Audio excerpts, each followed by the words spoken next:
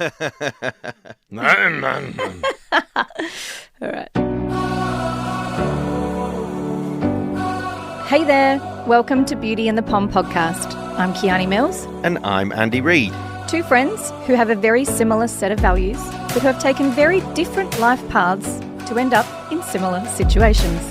We are also business owners, parents, property enthusiasts, and bloody short on time. So we bring you this podcast to shine a light on humanising business. Because look, let's face it, business is life, and life is business. Andy, it is good to see you again. Hello, how are you? Amazing. So tell me, straight off the bat, last week, Yes. whether it's a Monday, Wednesday, Thursday, Friday, I don't really care, the last week of your life, Yep. if you could rate it from a 1 to 10, 1 being terrible, 10 being amazing, where would you sit? I reckon mine would have sat probably I'd say a 6. All right. Plenty of room for improvement. But not bad. Not bad. It's on the north side of Shit. Shit, yeah. It wasn't bad. Yep. But I hate the phrase not bad, right? Because it means it's bad, but just not too bad. It's a bit like the word fine. Yeah. Never tell me that I look fine. Yeah, that is, that. FYI, chaps, Yeah. that is a cardinal sin. Yes, that's I've right. discovered to my cost. So several tell me. times. Look, yeah, no, I was waiting to hear back from a book publisher and got knocked back.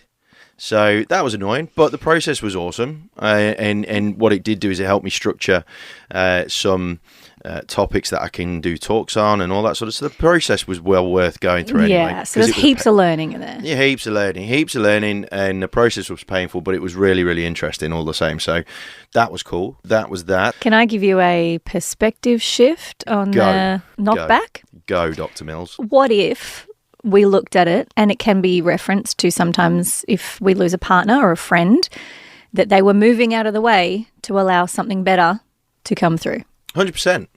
Oh, look, that I'm totally cool with it, actually. Because I think back in the day, that would have thrown me into a spin. Because, you know, I'm a delicate little flower, so rejection's horrible. I think we all are. Yeah. Anyone that says that they love rejection and they eat it for breakfast, fuck me, they must have a shit breakfast. Like, really? Shit on toast, right Oh, there. it is. It's just bollocks on toast, yeah. Anyway. I think this time, I just enjoyed the process. It was a free hit for me because I wasn't expecting it. Yeah. It wasn't in my plan. It wasn't like I hung my hat on it this year, and it was just something that came out of the blue where I was like, right, balls to it. I'll take a shot, and if it goes in, amazing. If it hits the post, that's all good. Yeah. So that was cool. And then apart from that, loads of auctions on the weekend, and I was in. I don't want to sound like an arrogant prick here, but I was in pretty good touch. You're in flow. I was in pretty good touch. They were hard, but that's what makes it good for me, right? It was like mental Rubik's Cubes through Saturday, which was fun. So yeah, no, overall it was a 6. I think I could have been a little bit more consistent in my training, physical training.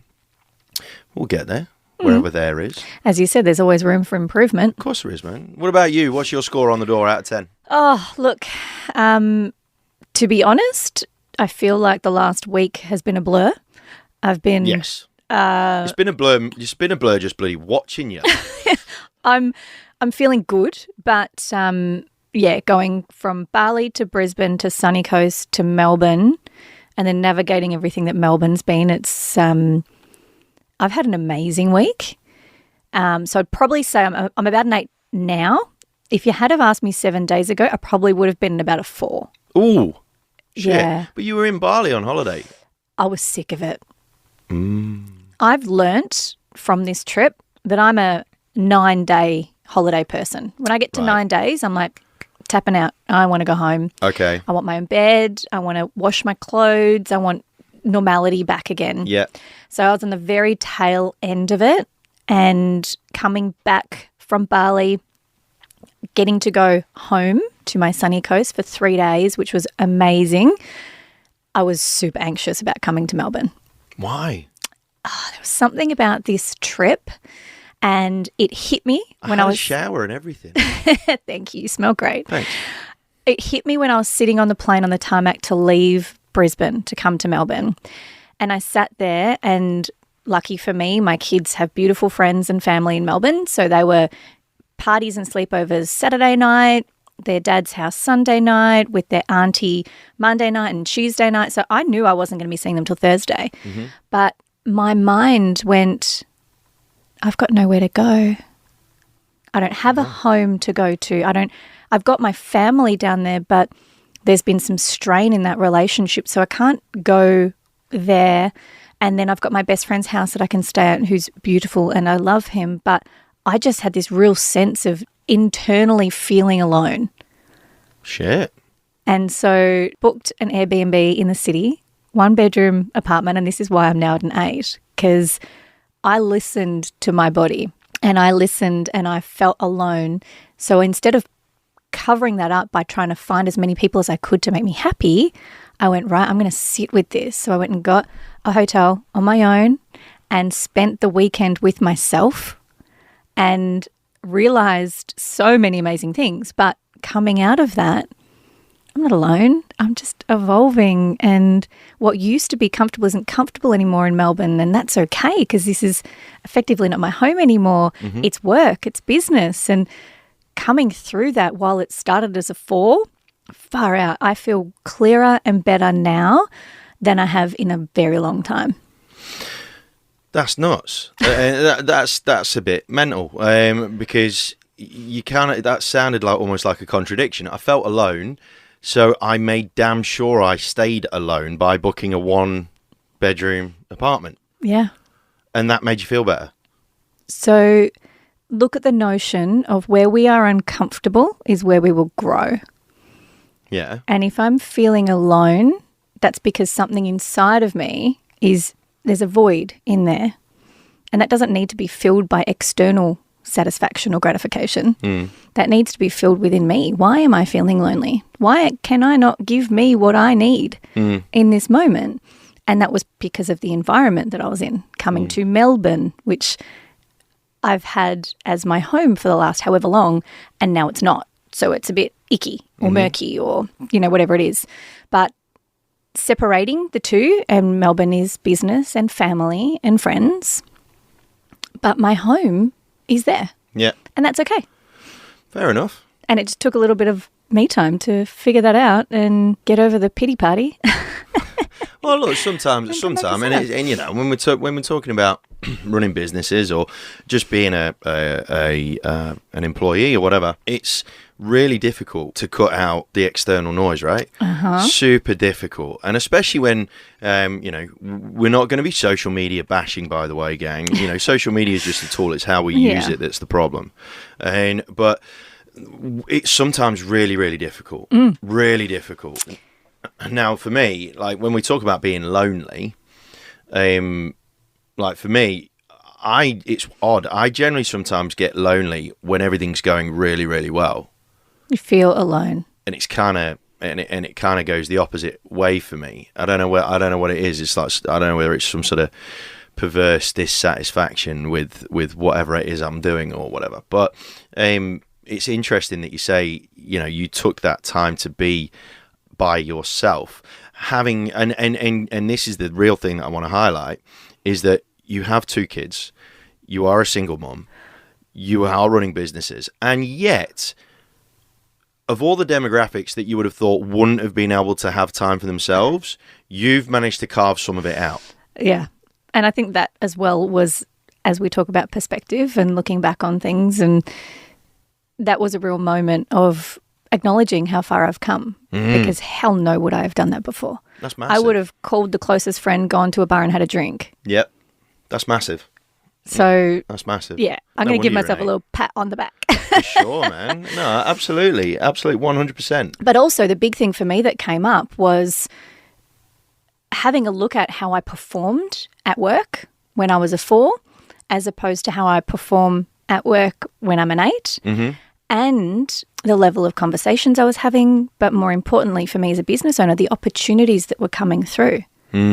Because when I'm gravitating at a 4, everything's hard. People have problems, shit happens. All I hear is the hard, because that's where I'm at.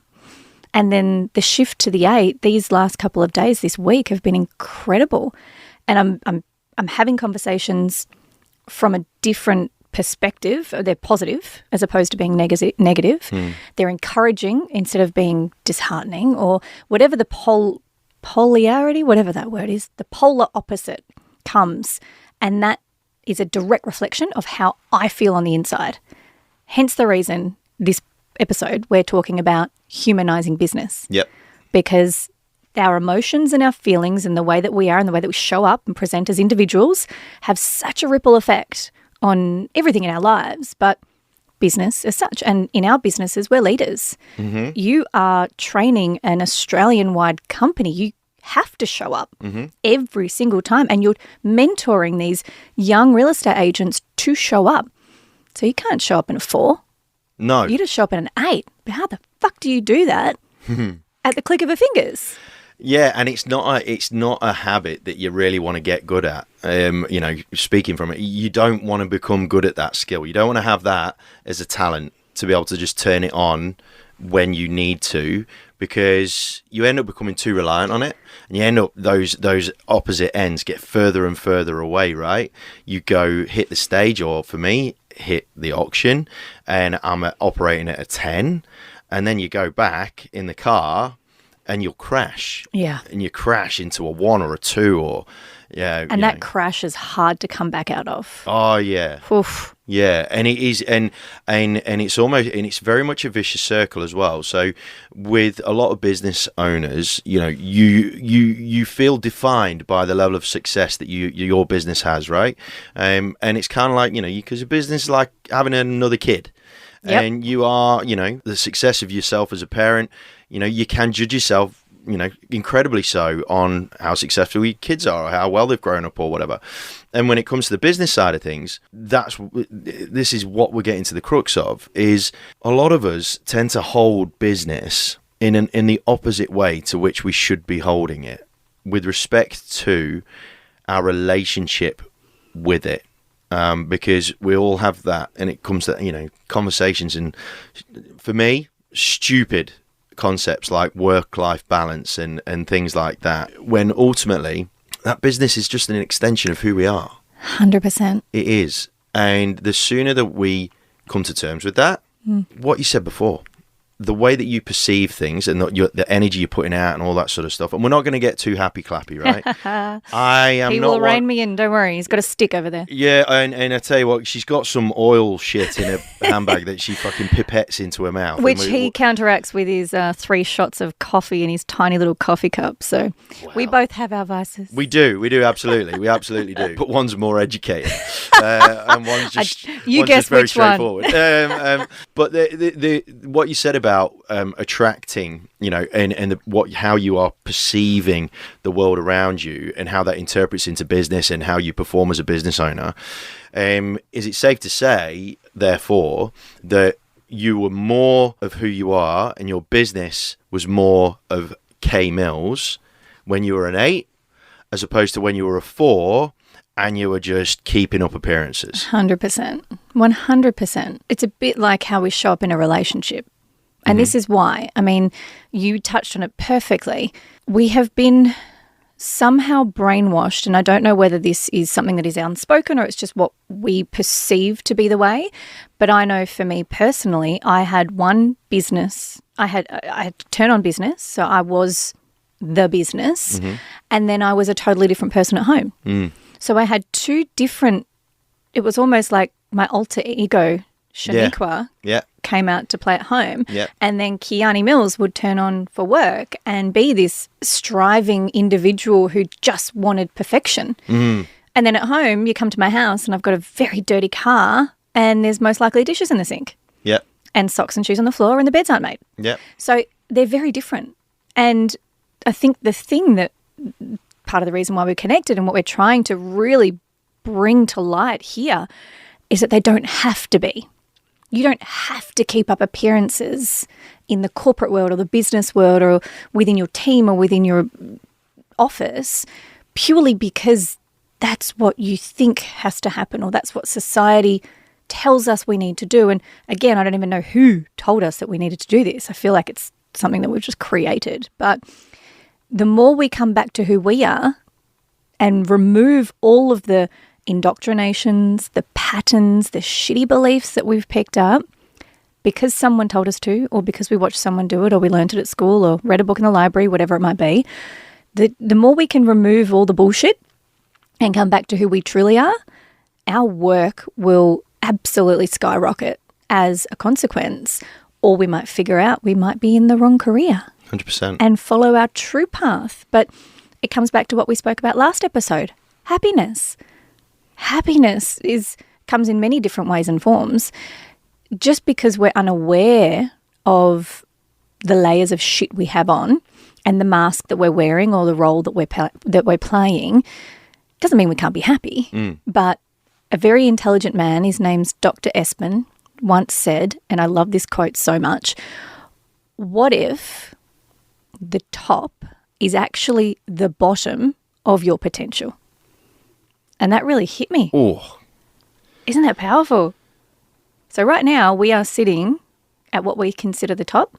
Mm-hmm. But in actual fact, if we remove some of the shit that's back there, we're actually at the bottom of our potential.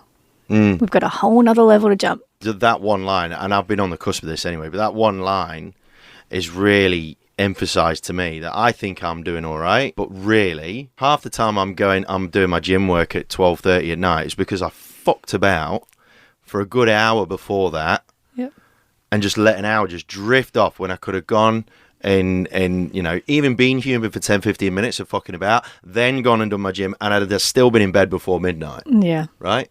Look, we're not perfect and we can always change things, but again, it keeps coming back to being aware of it. Now, I want to challenge you on a couple of these things, right? Because I can hear some of the vernacular coming out through the podcast waves. The first thing that I want to challenge is, you're right, if we do sort of create a business or a work for ourselves that is who we are, then what's the concern? What's going to happen when we go out to customers, for example, but we go out as Kiani Mills, Shaniqua, got the fucking undies on the floor and all that sort of stuff?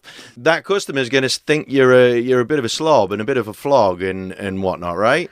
So surely there's got to be some sort of compromising of some description. I'm so glad that you brought this up, because if we look at like the yin and the yang, the good and the bad, if we elevate one area of our lives, another area is going to. So Kiani with her undies on the floor is no longer going to be Kiani with her undies on the floor, because she's happier in the life that she's living. So all of a sudden, those things where I can't be bothered, I'm going to waste flap about doing social media scrolling instead of doing my gym workout. Oh no, hold on a second, I'm going to be super more productive because I'm in a better mindset. So those undies won't be on the floor. I'll have that extra bit of space, capacity, ability to just pop them in the wash. Interesting. So basically, what you're saying is, when it comes to evolving as a human being and improving who we are and so on and so forth, it doesn't have to necessarily come from some stupid course that's run by some guy in America that goes woot woot and all this sort of stuff. Your professional life can actually, or your professional part of your life can actually provide some tips, some bits, some structure. They can actually provide some good things to bring into your personal life. You don't have to sacrifice. It's not one or the other. It's a blanket level of, because as we accept who we are, our expectations of ourselves drop. Yep. And our abilities come up. Mm-hmm. Because the only thing that's in our way is ourselves, really. My self-talk is the reason why I don't do X, Y, and Z. Not because you tell me not to. It's whatever's in my brain. So if my self-talk was kind and positive, I'm going to do more kind and positive things. But if I'm telling myself I'm a lazy slob, I'm like, well, fuck you, I'm not going to the gym then. Sit on the couch and eat another packet of biscuits. Self-talk's massive. Correct. Massive. And anytime we do give ourselves, and I talk about the concept of space, and it's almost space within yourself. When you've had a really stressful day and every inch of your body feels like there is an exploding balloon inside of you, and it's almost like it's getting to the top of your throat, and you're like, I feel like I just either want to scream or go and hide under the blankets and not come out again. That high level of like stress, to me, it's a balloon. So when I'm like that, I'm like, I've got zero space. I cannot possibly conjure up a good thought, a happy place, or anything. So I've got to do something to shift my state. But as work-life balance, as we talk about, or corporate mask versus personal mask, as we start to balance our stress levels, we start to create a bit of space inside of us. And the more space that we have, the more we are actually capable of making positive changes or having positive self-talk or getting off the phone and doing something productive. And as I said before, it's a bit like, the balancing of the scales. Where one area we drop down, which for me is, at home, whereas in work I'm impeccable, and there's that book, 4 Agreements, be impeccable with your word. It doesn't work if I'm only impeccable with my word at work, but yet then I'm a shit at home. You're on the money. Yeah, you're absolutely spot on. It just balances it out. So the more of one, the more of the other. Balance. I have this thing in the real estate world, and you could apply this to sales or any sort of service-based industry. I have this wanker basket of words, right? I love your vocabulary. I want to start a dictionary just with all of your obscure words. Yeah, talk about being impeccable. Not. So look, it's like what Billy Connolly says. I know loads of big words. I just like using the short little ones. Yep. When it comes to that perception versus reality, and what you just said then about how can I be impeccable with my word in one facet of my life and then completely balls it up in the other, that's not being impeccable. And this is that whole thing, that whole bullshit thing of work-life balance. It's just life. Yes. And we talk about things like values, right? So these wanker basket words are things like authenticity and transparency and integrity, and all these sort of throw up in your mouth words that real estate professionals use en masse to sell themselves, right? But in reality, and this is what I've been trying to challenge a few of them with, is do they actually define who you are? Can someone from wherever look at your 3 or 4 values or words and go, that's Andy. Yeah. That's Dave. That's Jane, right? Because that's what values are supposed to be. Personal. They're supposed to be who you are. Ultimately, your values are in your DNA.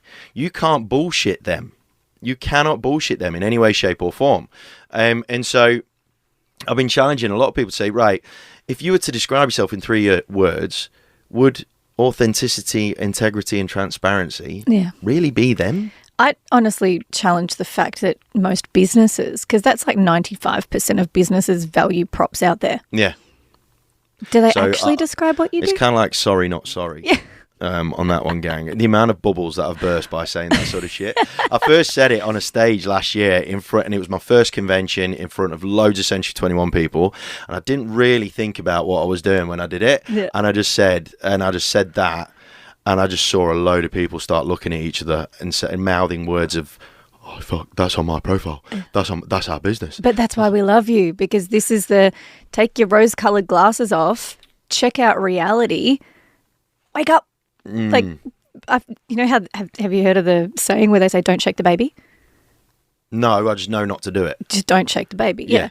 But it references back to mothers who are so tired, exhausted, stressed out, the baby won't stop crying, and they get into this like overwhelming fit of rage and they shake the baby, and that's obviously not good for a baby.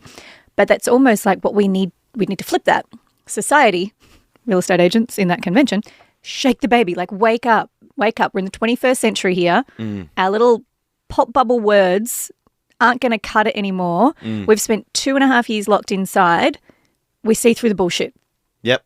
We absolutely see through the bullshit. So I love the fact that you brought that up. As I said, that's exactly why we love you, because everyone's thinking it, and the ones that aren't thinking it need to be shaken. Oh, 100%. Another thing that I really wanted us to talk about in this episode, around that whole perception of what we're supposed to do. Yeah. Because a lot of people use those sorts of shitty words and whatnot because that's the vernacular, right? That's what they're supposed to do. That's what everybody else is doing.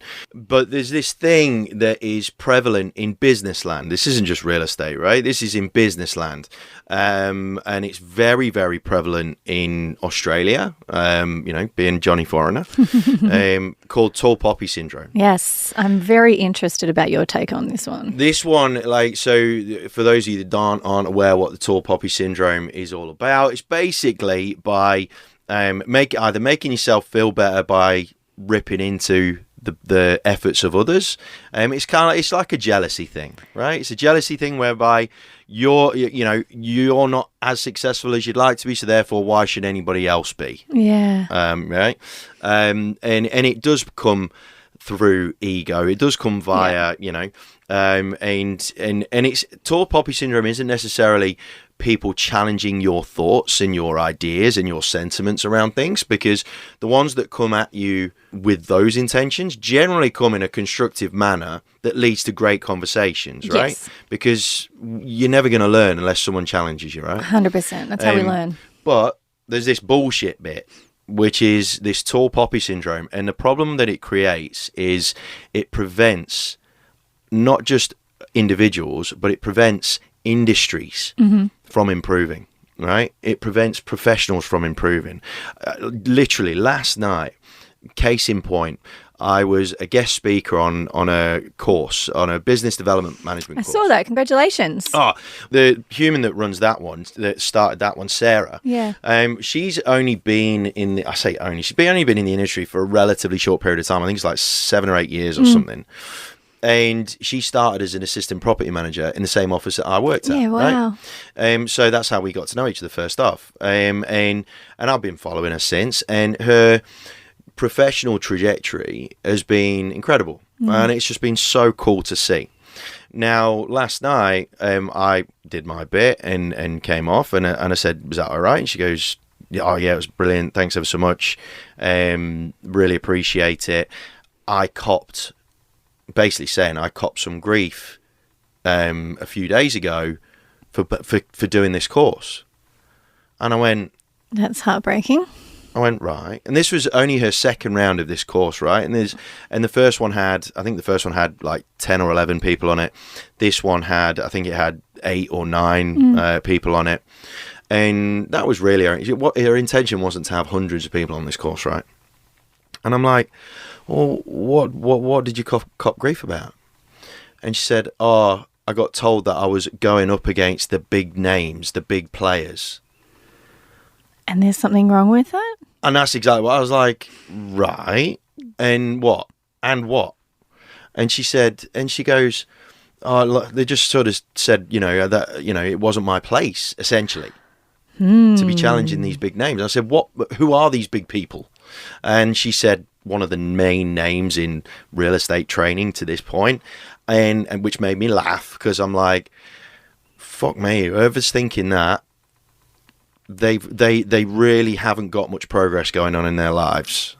And a line that Rick Rushton, who's one of my old mentors, who I've so much respect for, and he's a very good friend now, he said to me one time, he goes, if you don't value the person, don't value the opinion. Yes. Oh, I love that so much. And I said that to her, and she, thankfully, she sort of said, oh, yeah, I didn't, I laughed at it, blah, blah, blah, blah, blah. We're all affected by that shit, right? Yeah. Sometimes you just can't shake it. I am. Like, the amount of stuff that I don't put out onto social media and whatnot because of either a fear of judgment, or a fear of reprisal, or a fear of that tall poppy, coming back around, firing squad. And that's me as a tall, out there, white, English guy, right? Yeah. And here's Sarah, who, she's an Aussie. She's a small, petite, young female professional. Yeah. How dare she? Share her value with people because she is not a middle-aged loud, angry man. You've just summed up a lot of the misconceptions about the real estate industry. A little bit. And lucky I feel they're shifting, but yeah, that is the perfect example of the tall poppy syndrome.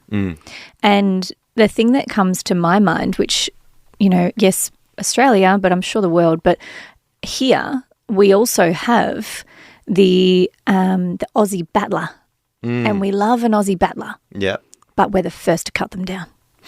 Which is really shit. Isn't it? It's really shit. And I'll put this out there. I actually see it more in women than I do men. Way more. When it comes to either sharing success or being jealous of success, I see a hell of a lot more women be way more mean. Yeah. When it comes to seeing other women be successful. With guys, I've noticed that, that Aussie battler thing is like a team thing. Like, go for it. The bravado. Yeah, the bravado, the brotherhood, and all that sort of stuff. Caveman, fire. Man eat. Dig a hole. But with women, sometimes their commentary around the success of other women is way more cutting, like real bad. Yeah. And I don't know whether it's because women have that sort of greater natural ability from an emotional point of view to the point where it can actually be weaponized to a greater extent, or whether women take things a little bit more critically. Yeah, I think from a very basic level, men are very simplistic. Women just make things messy. Yep. And I think there's also can be an element of manipulation in there. Mm-hmm. When you know that you can use your powers for good or evil, some choose to follow the evil path at a sect of others. And Right. I don't know why. I think it starts in high school when it becomes, we move from being girls to women. Yep. There's an element of our nurturing mother protection. If we look at, bears and lions, the mother is there to nurture the young. While we don't have young yet, we're still producing the capabilities to bear children. Mm-hmm. So there becomes an element of territory and jealousy and I don't know where and why it's formulated, but I definitely agree that it is a lot more prevalent in the world from a woman's perspective. Personally, I don't tend to feel it as much, only because, as I've said in the previous episode, I kind of don't let that stuff in. If you allow it in, then it can become you and you can be like that. And it's a slippery slope. Yeah, we've watched it. We've watched way too many reality TV shows. It's unfortunately part of our human nature. Kill or be killed sometimes when we get into our predator mode. But men are quite simplistic in their nature. And yes, they've got ego and they've got a hell of a lot more competitive nature than the majority of females. And this is generalizing. It is heartbreaking to see women cut other women down because, as we know, for a very long time, women were totally repressed. You weren't getting any chance. Nothing. So now we've finally got it. Shouldn't we be happy for each other? Shouldn't we be supporting each other? And that's, where I talk about the girl power, and I do a lot of work with women, and I do a lot of talks and presentations to women, but they tend to be women that are of a similar mindset, of a similar mentality, that are very much in it for the collective, as opposed to I'm going to win on my own, and I'm to be damned with everybody else. So again, as the mentality shifts, as the world has changed a lot, we've spoken about the real estate industry, and I feel like it's a property industry, not just real estate. The mentality is shifting a lot away from the solo to the group. However, I have noticed, and I quite enjoy the fact that individual real estate agents, regardless of what company they work for, have their own profiles. Yeah. Social media. I think that's fantastic. Again, we've got some words that need to be taken off bios and things like that. But it's still, back in the day when, I first entered this industry, it was your Marshall White, your Ray White, your, the offices. And it was the directors of those offices that were successful, and everyone else just kind of run behind the business name. Subservient, yeah. Whereas now it doesn't actually really so much matter about the business name. It's the individual. So I think that's positive. You can look at that in all sorts of different industries, right? I was listening to, I'm a big sports fan, FYI, so I do apologise. We did hear the soccer reference, so yeah, so yes, but I'm really big into boxing, right? And in the sort of 80s, 90s, early 2000s, it was more about the promoter having the power. And nowadays, the script has changed completely, where the actual fighter has all the power, because of their access to be able to connect at scale. Yep. It's the fighter that has all the power, and the promoter that has to become the servant of that fighter. And when you look at it in a business sense, realistically, we as business owners, if you're a business owner out there, and it was actually a young lad from a recruitment firm that said it really quite well a little while ago, and he said, your staff are not there to make your business successful. You are there to help your staff be successful. Yes. Which is massive, and I think that is wicked. And I love that it's coming from a recruitment agency, that their whole job is to place staff into what I would assume the right role for them. Yeah. So when it comes to our staff, and when it comes to us being staff, I think two things. One, I think that when it comes to our staff, we've got to understand that the reality of the situation is that they have got more power now. Yeah. Irrespective of industry, irrespective of position, whatever it is, they've got more power now. And that's okay, right? But I think from a staff person's point of view, I think that we've got to understand that we've got a responsibility with that. You know, it's that whole superhero thing. With great power comes great responsibility, Spider-Man, right? Uncle Ben says. So, absolutely. So I think that the reality in this sense, when it comes, and I know we've migrated from a tall poppy syndrome back to this sort of perception thing, but I think this is really the main reason as to why the tall poppy thing is going to cause a lot of people to not go anywhere in life and not go anywhere in business, because they got this perception that they can only be, other people are allowed to be successful as long as I'm successful. Challenging that, tall poppy syndrome has been around for a very long time. Yep. Very, very long time. Yep. My cave's bigger than your cave. Can't we just stop? Surely it's time to let it go? Let it go. I'm literally thinking the same thing. You could, look, I mean, in an ideal world, problem is there's always going to be someone. Yeah. There's always going to be someone, right? My retort to that is, well, at the end of the day, there is going to always be someone. There's always going to be someone more intelligent than you. There's always going to be someone richer than you. There's always going to be someone more successful than you. And unless they have a direct impact as to the success or lack thereof of your happiness, and who cares? And that's been one big thing that's actually held me back personally. I've been tall poppy syndroming myself. Yeah, wow, because we can definitely do that. Oh, big time. In a opposite way. So, for me, when it comes to this training coaching space, right? I didn't want to be a coach, but I've sort of kind of drifted into it. But this is one of the main things that stops me putting content out now. And this is me being vulnerable, right? Is I see other coaches, whether it's in other businesses or real estate or whatever, and I see that they put something out there, and I go, fucking hell, I can't package myself as good as that. Yeah, right. So you're already cutting yourself down. Yeah, right? And I'm looking at the tall poppy and going, fuck, I can't scale that. And this goes back to what I said before. We are the only thing that is in our way. Big time. Check that out. Big time. Straight from your own brain to your mouth. Imagine if you spoke to someone else the way that you speak to yourself. Oh, it'd be shit. You'd probably get another punch to the face. Yeah, absolutely. No, you're spot on. And I think, and that's something that I'm becoming really, really conscious of, is you got to be careful that you don't, completely limit yourself just because of the fact that you're seeing someone else, and you might have a bit of a jealousy sort of conversation about it. Oh, fuck them, they don't know what they're doing. I've listened to them speak. I've seen them. I've seen what they do. They're shit.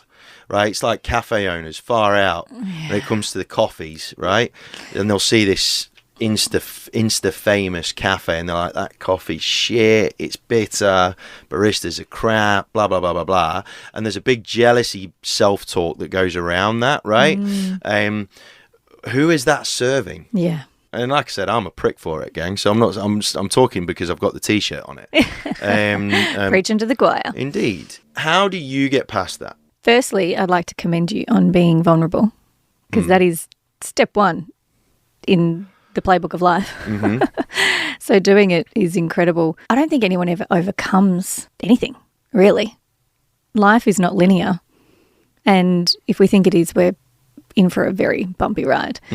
But I feel as though when we are put in a situation where potentially want to say something badly about someone else, or we hear something bad about ourselves, you said something before, which is very, very correct. For someone to pull you down or put you down or take you off your pedestal, what's going on in their life? So I guess the instant tip for me is don't take it personal. If they feel though it's necessary for them to step into your space and put you down, that says more about them than it does about you. But what if it's you? Correct. So what if your brain wants to be the one to pull someone down? That then says that there's something going on in you. What am I lacking? Why am I behaving in a way or in a manner that, it's an old saying I teach my kids all the time, treat others how you would like to be treated. And it's not always possible. We can't stop our thoughts. We can stop the next step. The thought will always come, but it's what we do with it next. It's almost like you've got to put that duct tape on your mouth and go, shut up, don't say it. It's not kind. Is this going to help them, or is this purely just me being spiteful because I'm in a shit place right now? Yeah, because I'm a 4. Correct. I'm a 4. I'm coming at you from a 4 because I'm miserable and I want you to be on my misery path with me. Jump on the fucking train. We can't stop that. Like, as much as you can try. And people out there will go, click your fingers and you're in a good mood. It's bullshit. Yeah, complete bollocks. It's bullshit. But if we can think it and not say it, that's the critical part. It's stopping that part. And then once you can stop saying it, you can then start to observe your thoughts and go, okay, why is this coming up for me? Because 99% of the time, the reason it's coming up for you is because you've got some insecurity or lack of self-awareness, love, whatever, compassion, whatever it might be. Something's lacking in your world that you would feel the need to put that onto someone else. I completely agree. That's a really, really good way to round off this episode, because gang, I reckon if we were to sort of review some of our previous thoughts around previous people's success, if it's, if you're in a particular industry, whether it's real estate or whatever, property, whatever it is, and you've looked at someone else's success and sort of had that, you fucking bastard, you there, and all that sort of nasty negative stuff, maybe have a bit of a review as to what was going on for you in your life at that time, and maybe have a period of reflection on that. Like I said, gang, I'm a very logical guy. This is not happy clappy sort of stuff. This is not, like burn incense shit. Have a bit of a think as to what was going on in your life at that time, and then maybe replay it in your head and try and work out how you could potentially interpret that energy a little bit differently. Yeah. And potentially, if that scenario was to rise again, what would you do differently? So that if it does, you've got something in your tool belt and you go, oh, that's right. I'm not going to do that again. That was, coming from a place of hurt, or my kids were jerks, or, whatever happened. I wasn't getting what I needed. What would I need? Okay, great. Now I've got that tool belt. So next time Jimmy down the street parks his car on my front lawn and I feel the need to scream at him, maybe I won't do that. Or the shitty barista down the street makes a crap coffee. Maybe he's having a crap day. I'm going to give him a break. It's not about them. It's about me. And it coming full circle back to where you were a 4 and now you're an 8 is purely, you put that purely down to the perception of how you were seeing your life at that particular time. I'll tell you what, it was like we meant to bloody well do it, right? It was like we meant for it to come full circle. There you go. See, couldn't have planned it better if we tried. Oh, if only we planned it. Anyway, gang, thank you so much once again for listening into our humble podcast, The Beauty and the Pom. On behalf of Kiani and myself, stay safe, healthy, happy, gang, and we'll see you again soon. Thanks, team. Thank you so much for joining us. We are very grateful for your time, and we really hope that we've provided some value.